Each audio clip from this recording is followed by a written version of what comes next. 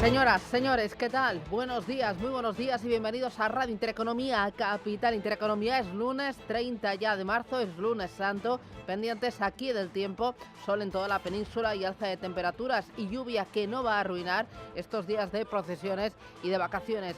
Lunes santo y en Oriente Próximo la guerra cumple un mes, lejos de amainar, se recrudece. El Brent cotiza a $115. Ahí tenemos el precio al contado. Se dispara tras los ataques hutíes de Yemen contra Israel. Es la primera participación directa en la guerra entre Estados Unidos e Israel contra Irán. Trump asegura que quieren apoderarse del petróleo de Irán. Crecen los riesgos, por lo tanto, para la infraestructura energética y esto lo está reflejando el petróleo. Ni Estados Unidos, ni Israel, ni tampoco Irán envían señales que apunten a una reducción del conflicto. Desde The Washington Post confirma este diario que los preparativos del Pentágono para lanzar una operación terrestre en Irán están ahí. Es una operación que todavía necesitaría el visto bueno de Donald Trump. Netanyahu, por su parte, ha ordenado ampliar la parte del territorio que Israel ha ocupado en el sur del Líbano. Quiere controlar más territorios por razones de seguridad. Escuchamos a Netanyahu.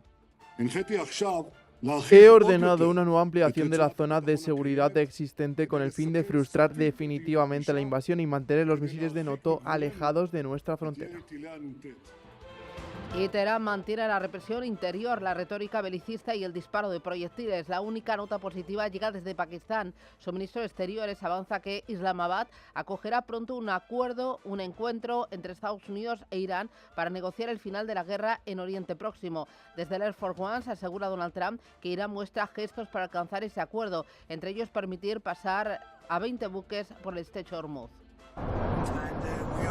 Y estamos negociando con ellos tanto directa como indirectamente. Contamos con emisarios, pero también tratamos directamente con ellos. Y como saben, hace 2 días acordaron enviar 8 barcos y luego añadieron otros 2, con lo que eran 10. Y hoy nos han dado como tributo, no sabría definirlo exactamente, pero nos han dado, creo que como muestra de respeto, 20 barcos enormes cargados de petróleo. 20 boats of oil, big boats of oil. Reuters está contando que el presidente republicano Donald Trump podría tomar el control del centro de exportación iraní de la isla de Kar. La operación sería de alto riesgo porque Teherán tiene capacidad de alcanzar la isla con misiles y también con drones. Bueno, por un lado lo estás escuchando, están las palabras, y por otro siguen las bombas y los misiles no cesan. El gobierno de Estados Unidos tiene ya más de 50.000 efectivos militares desplegados en Oriente. Ya han llegado a la zona 3.500 marines que se van a juntar con miembros de las fuerzas especiales y también los paracaidistas. Bueno, como ven, el petróleo sigue disparado y las bolsas siguen muy agitadas. Vamos a ver qué se espera en una semana que va a ser corta por los festivos a nivel global. Eva Villanueva, buenos días. Muy buenos días, Susana. Pues sí, como estás señalando, esa geopolítica es la que está marcando el ánimo de los inversores y lo que está siendo una nueva venta masiva en las plazas asiáticas, con ese claro protagonismo que se escribe en el mercado del petróleo. El Brent, con vencimiento en mayo, que ha llegado a estar por encima de $116 esta madrugada, sube hasta ahora un 2,63% hasta los $115,53 el barril, mientras que vemos como el West Texas está a esta hora en $101,40, con esa prima, como dice el mercado, los expertos, en ese corto plazo mirando al petróleo. Y todo viendo como el Brent se ha disparado ya un 59% este mes, en el mayor salto mensual registrado. Todo mientras vemos cómo, por supuesto, en el mercado de divisas se escribe otro de los grandes protagonistas, este escenario donde el dólar sigue siendo el refugio. En ese índice dólar que enfrenta el billete verde frente a las principales divisas, lo tenemos por encima de 100 unidades en una mañana donde el claro protagonismo ha girado en torno a la divisa nipona, en torno al yen, que ha cruzado la barrera psicológica desde los 160, acercando ese umbral de la intervención, y viendo cómo además el gobernador del Banco de Japón, Kazuo Ueda, ha señalado que va a seguir de cerca los movimientos cambiarios que tienen gran impacto en la economía, sugiriendo además que en medio de esa presión inflacionaria podría justificarse un aumento de los tipos de interés en los próximos meses. El euro frente al dólar lo tenemos hasta ahora subiendo ligerísimamente en 1,15, 12 unidades, Y hasta ahora el protagonismo se escribe, como decimos, en las plazas asiáticas. El índice Nikkei en Tokio pierde un 3%, aunque ha sido el Kospi surcoreano quien ha llegado a acumular un desplome mayor, superior al 5%, en una jornada de menos a más, con el claro protagonismo de esa tensión geopolítica y del precio del petróleo. Los futuros de Wall Street están anticipando un movimiento muy plano a esta hora, 6.412 puntos en lo que apuntan los futuros del S&P. Los del Nasdaq retroceden tímidamente, y todo después de haber visto una semana de caídas fuertes en Wall Street, donde además el S&P 500 registraba su quinta caída semanal consecutiva. Perdía el 1,67% el viernes y hoy va a partir desde los 6.368 puntos.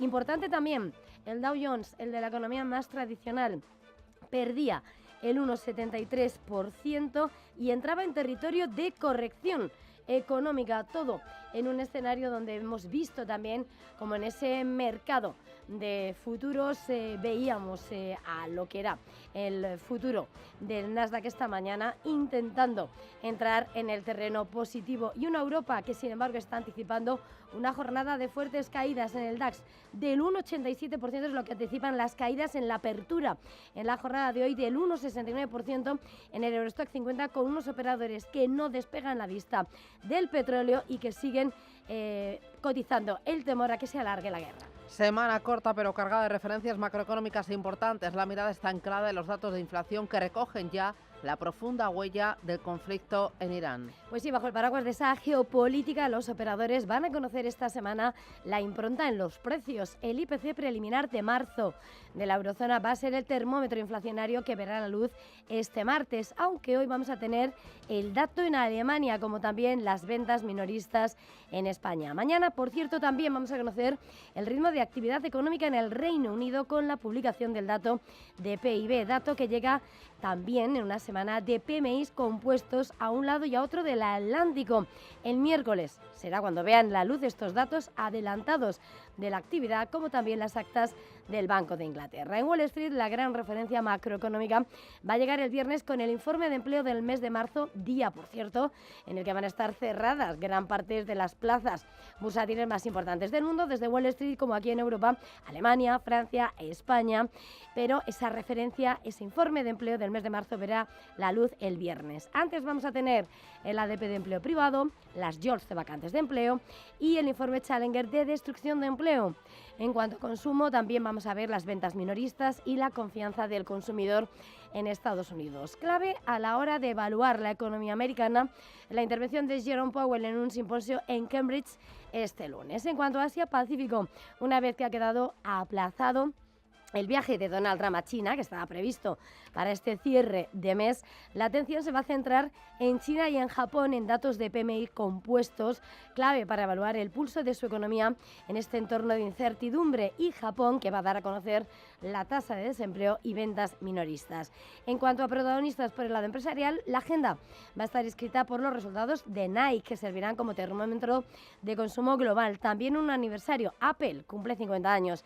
De la bolsa española, Celnex celebra hoy junta de accionistas, y esta semana dividendos de Eurofoods y Bankinter. Son las 7:09, 6:09 en Canarias. Esto es Radio Intereconomía. El lunes nos trae más noticias.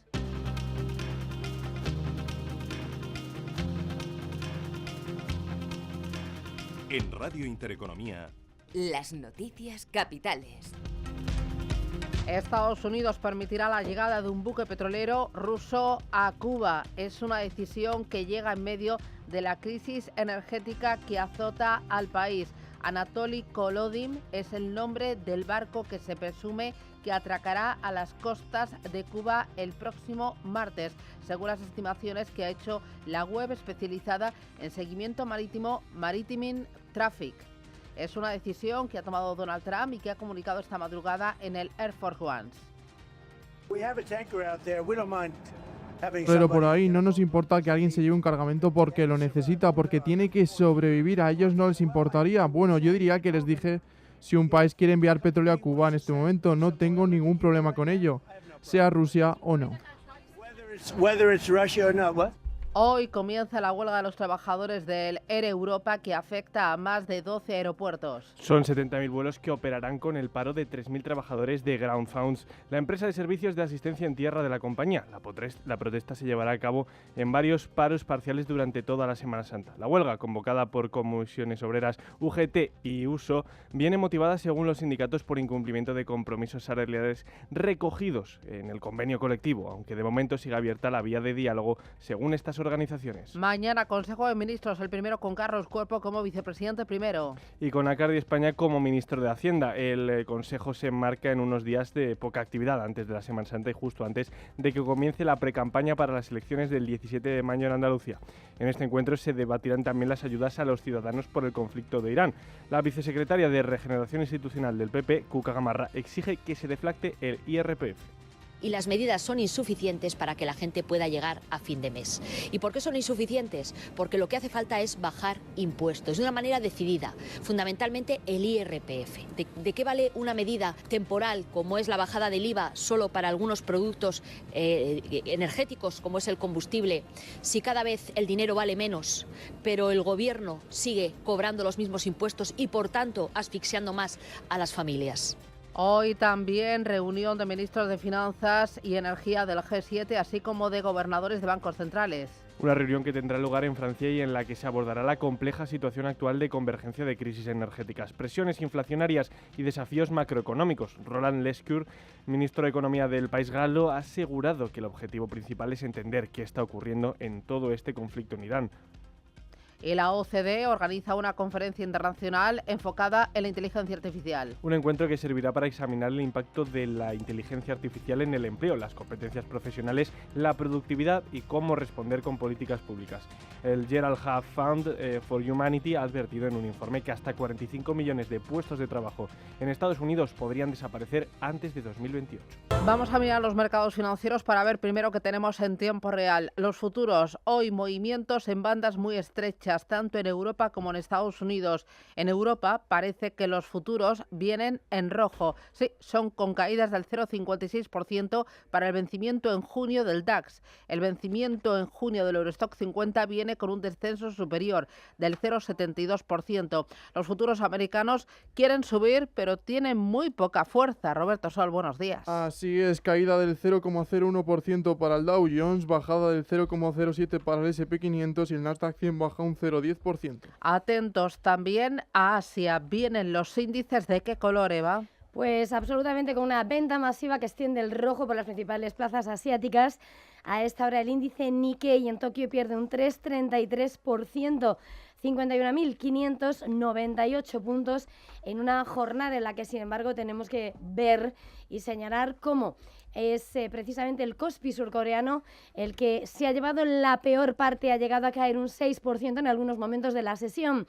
A esta hora, en esta jornada de menos a más, pierde un 2,99%, 5.276 puntos, mientras que vemos como en Australia el ASX 200 retrocede un 0,73%, 8.454 puntos. En India el retroceso hasta ahora es del 1,28%, 22.527 enteros, y clave la diferencia que hay a la hora de ver el Hang Seng de Hong Kong, que pierde el 1%, 24.689 puntos, mientras que Shanghái consigue estar en terreno positivo, 0,11% de subida, 3.917 puntos. El VIX de volatilidad, el llamado índice del miedo, se está relajando, baja ahora mismo un 0,21% hasta 28,43 puntos. Mirando las criptomonedas, Bitcoin 67.630, en la última semana ha caído un 1,42%, pero en las últimas horas quiere rebotar un 1% arriba. Ethereum aguanta por encima de los $2.000, 2.054, y rebota un 2,41%. Y sin duda alguna lo que vemos es que el petróleo es el termómetro de esta guerra y lo tenemos en $115 el Brent, rebota un 2,42%. Con esta fotografía vamos a entrar en el contenido, es la macro, la micro y sobre todo los flujos de capital con el sentimiento incluido.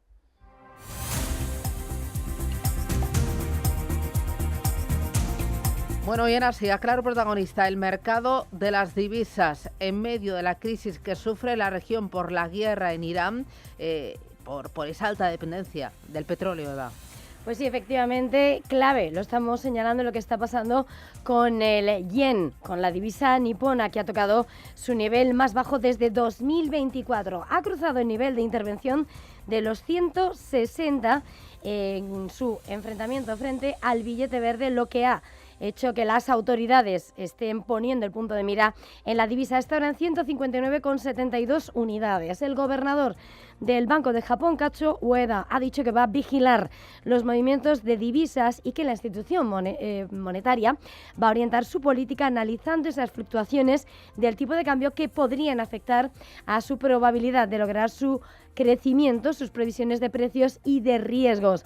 Advierte que la evolución de los tipos de interés a largo plazo refleja las opiniones del mercado sobre las perspectivas económicas, al tiempo que deja la puerta abierta a una posible subida de tipos de interés. Afirma que si los tipos de interés a corto plazo se incrementan al ritmo adecuado, los tipos a largo se mantendrán estables. Pero importante también lo que pasa en cuanto a la divisa de India. La rupia ha registrado su mayor ganancia desde febrero, después de que esa medida adoptada por el Banco Central destinada a frenar la especulación haya provocado una avalancha de venta de dólares por parte de los prestamistas, lo que ha ayudado a la moneda local a recuperarse de mínimos históricos. Ha subido un 1,4% hasta las 93,47 unidades por dólar, después del que Banco de Reserva de la India haya limitado a 100 millones de dólares las posiciones abiertas que los bancos pueden mantener en el mercado cambiario interno al cierre de cada jornada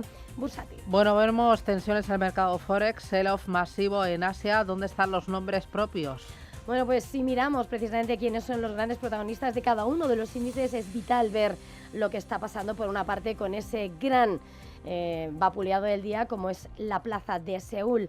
Samsung, el gigante de los chips, está cayendo el 1,86%, mientras que vemos, sin embargo, como los títulos de su rival, DSK Hynix, también caen de ese orden del 5%.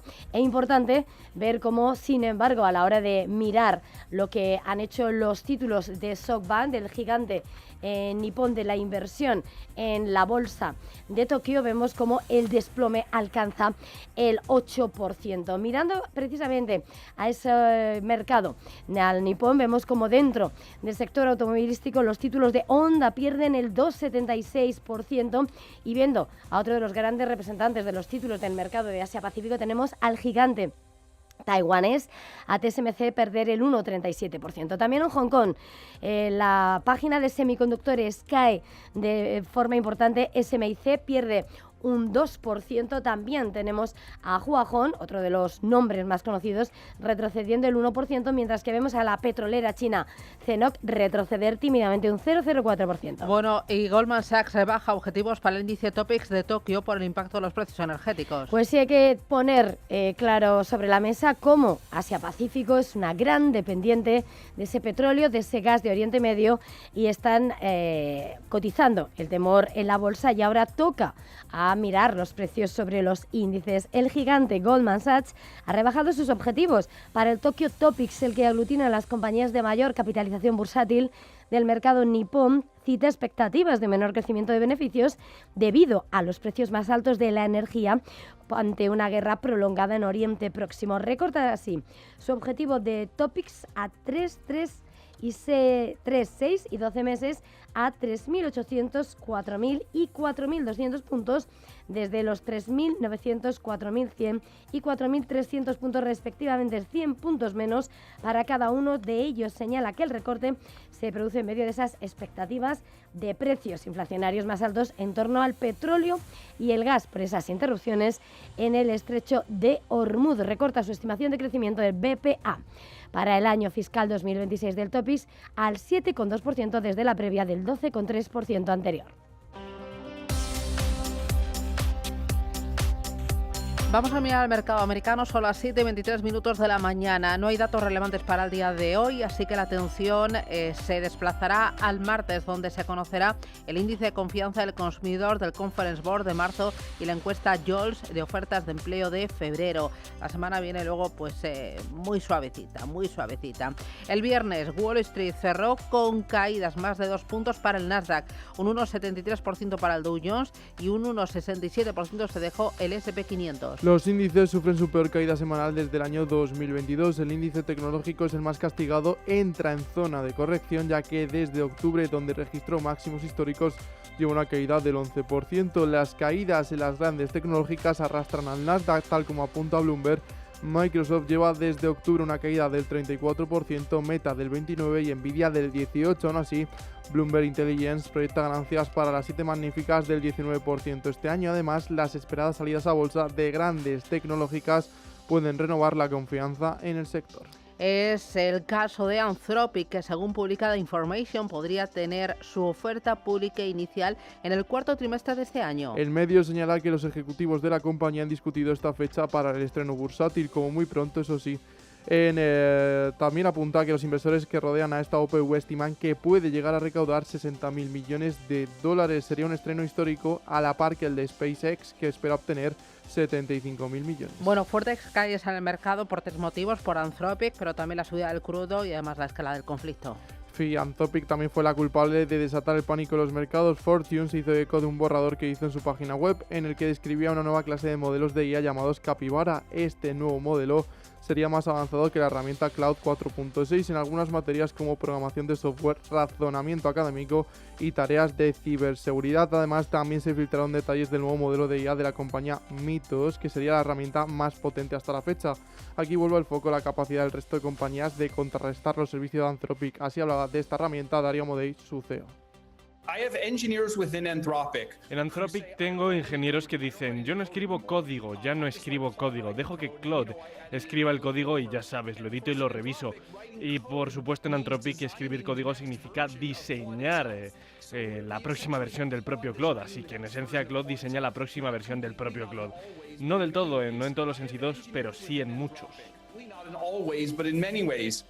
Bueno, dentro del Standard & Poor's destacaron las caídas del 7% de Moderna y de Norwegian Cruise. Las acciones de la compañía de cruceros se desploman después de anunciar cambios en su cúpula directiva y alcanzar un acuerdo de cooperación con Elliott Investment a través de compromisos habituales de suspensión de actividades y de voto. Dentro del DAO, la empresa más bajista fue Citigroup, una caída de casi el 5%, después de que Bloomberg publicara informes en los que informaba que la entidad financiera estaría sopesando la compra de un banco regional. Y el viernes también tuvimos la publicación del dato de confianza de la Universidad de Michigan. Cayó a su nivel más bajo en 3 meses. Baja 53,3 desde una lectura preliminar de 55,5. Las expectativas de inflación por parte de los consumidores estadounidenses se disparan tras el conflicto de Irán. Una inflación que marcará la hoja de ruta de los bancos centrales en los próximos meses. Son las 7:27, es turno de echar un vistazo a Europa. Bueno, el IBEX 35 logró subir un 0,5% la semana pasada por primera vez desde que empezó la guerra en Irán, sin conquistar los 17.000 puntos. ¿Qué pasó?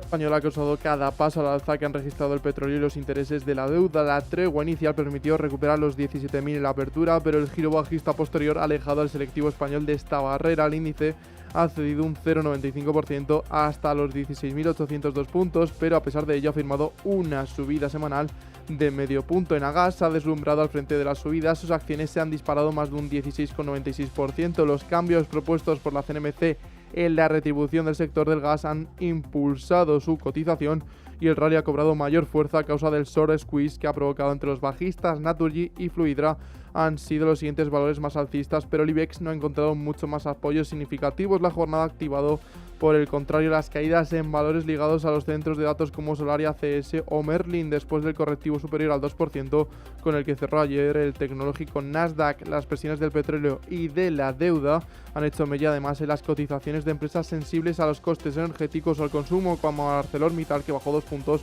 o Inditex, que también tuvo una caída cercana al 2%. Entre los bancos, los títulos de BBVA han sido los más afectados hoy por las dudas sobre la evolución del ciclo económico. Indra, una compañía en el foco de los inversores por su compleja situación interna, ha vuelto a sufrir una semana para olvidar al dejarse un 10%. Hoy se ha situado como el peor valor del IBEX al perder un 4,42%, y dentro de la renta variable europea ha replicado la inversa al giro alcista del petróleo y de los intereses de la deuda, que sus principales índices se han anotado un balance semanal positivo, con excepción, eso sí, del DAX. El indicador alemán ha cerrado más cerca ya de los 22.000 puntos que de los 23.000. Empresas ligadas a los semiconductores como ASML, STMI, Microelectronics, Siltronic e Infineon han cerrado a la baja. Mencionabas la deuda, muy importante, el boom. Ahora mismo la rentabilidad está en el 3,10%. Los inversores mantienen la alerta en renta fija pese a las palabras de conversación por parte de Donald Trump. El diferencial entre la deuda alemana y la italiana a 10 años ha alcanzado de nuevo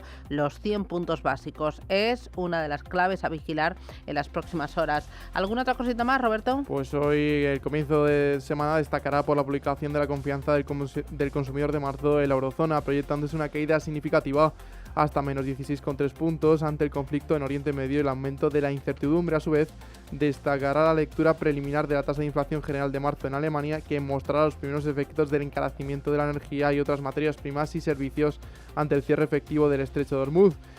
Paralelamente se publicarán las ventas minoristas de febrero en España y el índice de precios de producción de febrero en Italia, y el martes se conocerán datos finales de PIB del cuarto trimestre en el Reino Unido, IPC preliminar de marzo en Francia y en el conjunto de la Unión Europea. Y atentos, porque hoy lunes es el último día para poder cobrar el dividendo de Bankinter. El banco repartirá 0,15 euros por acción el próximo 2 de abril, que ofrecen una rentabilidad del 1,2%. La entidad aprobó este pago en su última Junta General de Accionistas, celebrada justo la semana pasada.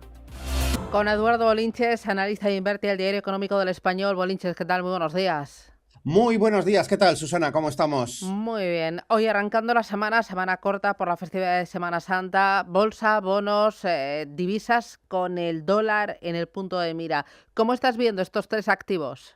Bueno, pues todo igual. Comenzamos la quinta semana de la guerra, de la invasión en Irak, ¿no? En Irán, perdón, y no hay ningún cambio. Seguimos viendo tensionamiento en el barril de petróleo, Brent y West Texas, un dólar que sigue siendo pues relativamente refugio, eso sí, cotizando ahora por encima del 1,15, y unos mercados financieros que la semana pasada, los mercados de valores, se dieron la vuelta. Qué viernes más feo tuvimos en Wall Street.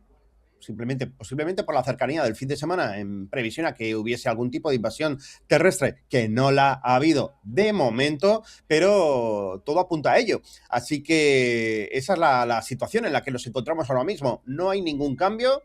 Seguimos teniendo pues esa psicosis de que pueda seguir escalando la guerra, y por lo tanto toda precaución es máxima, y en este ambiente pues es altamente probable que sigamos goteando a la baja. Un IBEX 35 que obviamente cerró en la hora habitual y que no descontó la parte adicional de la caída de Wall Street, que lo va a tener que hacer en el inicio de la jornada de ahora mismo, ¿no? Y como bien dices, bueno, pues esa tranquilidad, entre comillas, de tener 4 sesiones, pero de tranquilidad poca, porque empezamos a pensar que puede haber un testeo a la zona de mínimos del mes, ¿no? En la zona de los prácticamente 16.300 puntos, hacia los que podríamos ir en la primera parte de esta semana. Me gusta, bueno, el petróleo es lo que más me interesa. Precio del barril tipo Brent, $115. Escenarios, tu mejor y tu peor escenario. ¿A qué nos podemos enfrentar en el corto plazo? Bueno, el mejor escenario, sin lugar a dudas, es que las palabras de Donald Trump sean ciertas, que hay una negociación con Irán, pero lamentablemente parece ser que por otra parte las niegan.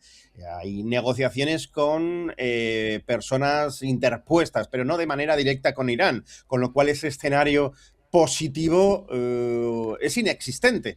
Pero si fuese real, pues obviamente esto conllevaría una negociación, un alto al fuego, una reapertura del estrecho de Hormuz y una clara corrección del barril de petróleo, que se iría cuanto menos a la zona de los $90 la referencia al barril de petróleo Brent, es decir, a la parte baja del rango de contratación. Sin embargo, el escenario al que nos enfrentamos es todo el contrario, es decir, volvemos a acercarnos a la parte superior del rango, y creo que lo vamos a testear en la primera parte de esta semana, esos $111, referencia de la parte superior del rango, y a partir de ahí, pues bueno, en una escalada de acontecimientos, en una invasión terrestre, en una continuidad de la Guerra Fría, donde se están bombardeando instalaciones pues industriales.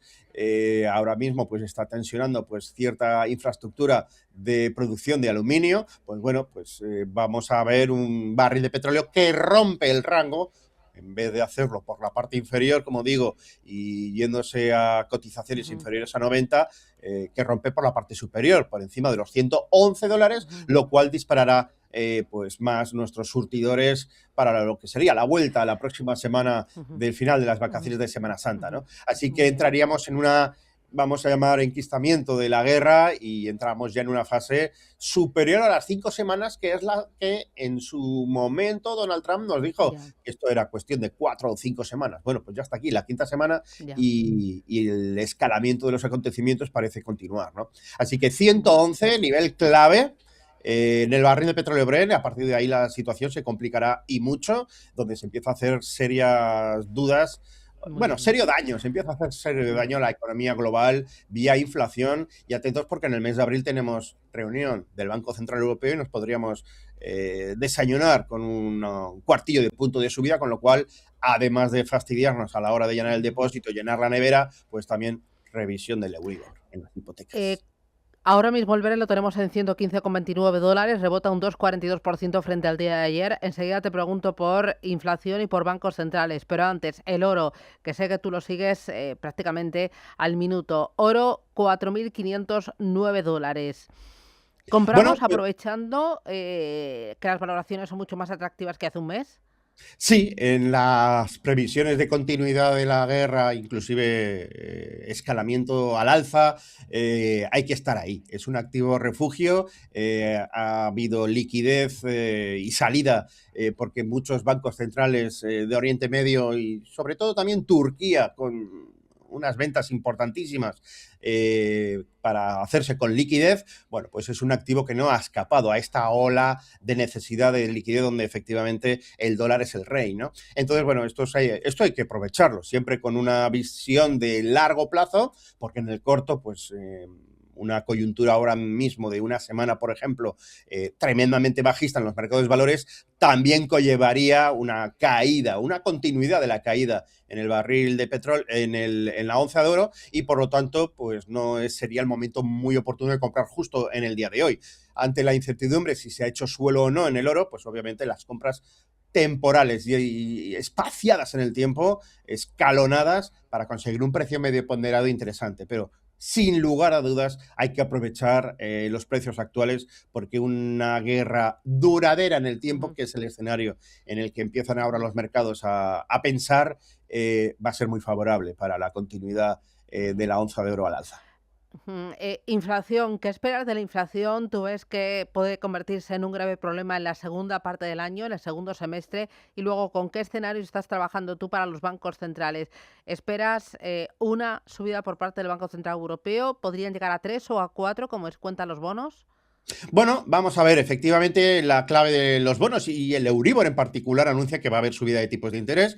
En el mes de abril podría ser esta posibilidad y guardarían cuanto menos una adicional para después del verano, en un ambiente de tensión bélica, ¿no?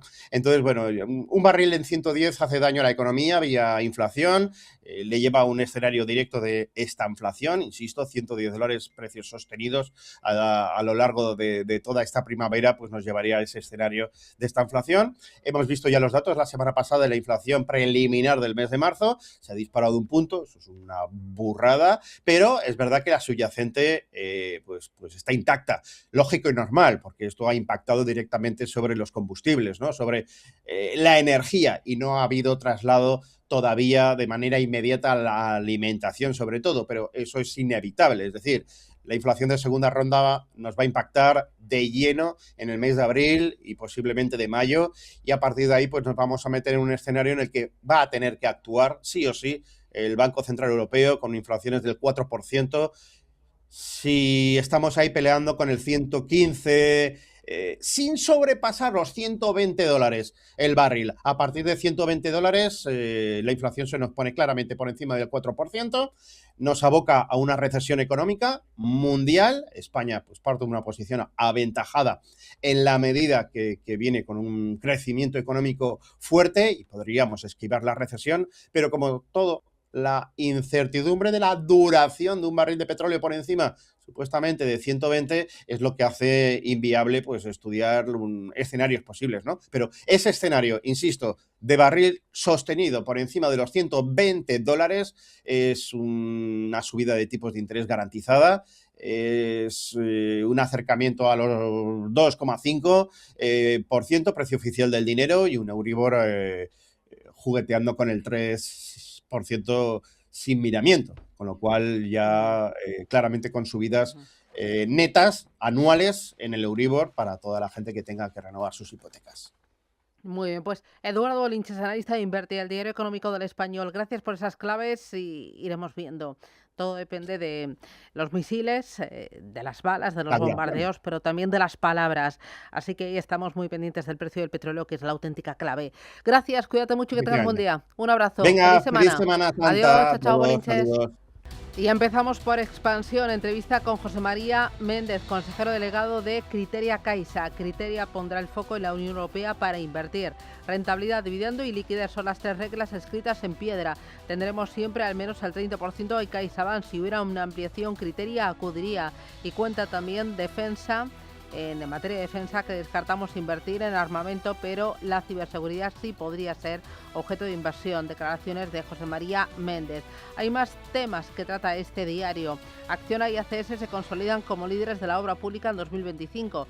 Los bancos acumulan hipotecas de alto riesgo por 32.000 millones. De Terra a Repsol y Grifols. El IBEX saca filiales a bolsa por 230.000 millones. Y Bestinver, Advalor o Cobas, de gestores estrella a boutiques de inversión. En la contraportada del diario Expansión, Blackstone y Bolt compran el equipo indio de cricket de Diageo. Dice que un consorcio de inversores del que también forman parte Aditya Birla y Times of India pagará 1.560 millones por el Royal Challengers Belangulu, que se trata del último asalto del capital riesgo al mundo del deporte. Dice que una división de Apolo ha comprado una participación mayoritaria del Atlético de Madrid y cuenta que la Indian Premier League es una de las principales competiciones deportivas de todo el mundo. En el diario El Economista, el superlunes, Rheinmetall corteja a M&M para triplicar su negocio de blindados. El gigante alemán se enfrenta a una Supremo por la compra de Expal en 2022. Las empresas de microcréditos firman 3,86 millones de euros en operaciones. España se encuentra a la cola de la Unión Europea en inversión pública. Sabadell busca elevar los ingresos por comisiones en banca corporativa y también cuenta que el sector seguros está muy preocupado este año por la seguridad alimentaria. Es una entrevista a la responsable global de energía en Mars a Rix. Vamos ahora con prensa nacional e internacional. ¿Qué traen los diarios más importantes? Roberto Hugo, adelante. El País señala en su portada que España cierra su espacio aéreo a los vuelos de la guerra de Irán. El veto complica las operaciones de los aviones de Estados Unidos. Washington retiró, tras sondear a Madrid, su plan de desplegar bombarderos B-52 y B-1 en la base sevillana de Morón. El Mundo dice que el gobierno español nacionalizará a Leopoldo López, el político opositor venezolano que se encuentra en su exilio en Madrid. La Razón señala en portada que Juanma Moreno revalida la mayoría absoluta con 57 escaños. María Jesús Montero llevaría al PSOE al peor resultado de su historia, con 28 diputados, 2 menos que en 2022. El titular de la ABC centra su mirada en las elecciones en Andalucía y dice que Juanma Moreno acaricia repetir la mayoría absoluta en Andalucía. El primer sondeo tras la convocatoria electoral muestra cómo Vox se estanca en 15 parlamentarios y María Jesús Montero cosecha el peor resultado de toda la historia del PSOE. Y ahora nos vamos a Estados Unidos para comenzar el repaso de la prensa internacional, donde The Wall Street Journal titula: Trump sopesa una acción militar para extraer uranio de Irán. El presidente aún no ha tomado una decisión, según informaron funcionarios estadounidenses, pero sería una misión compleja y arriesgada que probablemente mantendrían las fuerzas estadounidenses dentro del país durante días o incluso más tiempo, según indica The Wall Street Journal. Y ahora el Washington Post destaca que Estados Unidos permitirá que un petrolero ruso llegue a Cuba, rompiendo así el bloqueo de combustible impuesto por Trump, mientras que el New York Times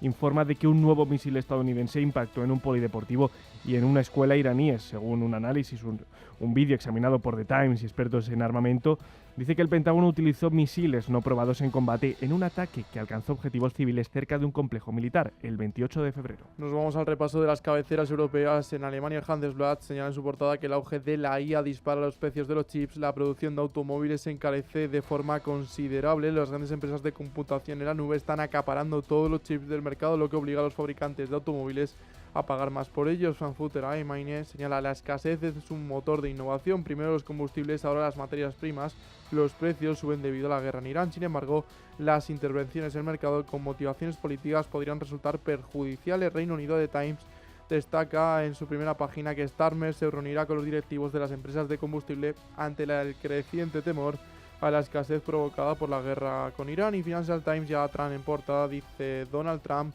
dice que Estados Unidos podría apropiarse del petróleo de Irán. El presidente de Estados Unidos declaró al Financial Times que está considerando tomar la estratégica isla de Karg mientras continúan las negociaciones. Y terminamos en Francia, portada de Le Monde. En París, Emmanuel Grégoire se pone la banda de alcalde, inicia el quinto mandato consecutivo de la izquierda. El socialista, que ganó por amplio margen en las elecciones municipales, fue elegido oficialmente por sus compañeros el domingo en un consejo renovado pero con una dinámica de poder político similar. Y Le Secó señala a Irán, 2 puntos, la tercera guerra del Golfo sigue sin resolverse tras un mes que conmocionó al mundo.